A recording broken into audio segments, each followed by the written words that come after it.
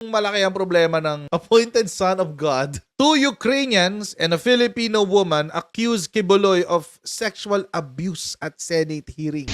Ganon! Pinagsamantalahan ako ni Pastor Kibuloy, pinaniwala nila ako na hindi dapat questionin ang pagsasamantala niya dahil mali na questionin ng ama. Sinabi sa kanya, wag daw pagdudahan lahat ng mangyayari sa loob ng kwarto kasama si pastor. Ilang lalaking dating miyembro naman na pinagsusulisit habang nagpapanggap na estudyante ang nagkwento rin ng dinanas na hirap nila tuwing sila'y pinaparusahan. Dapat naming iuntok ang mga ulo namin sa pader at suntukin ang semento hanggang dumugo ang ulo at kamay namin.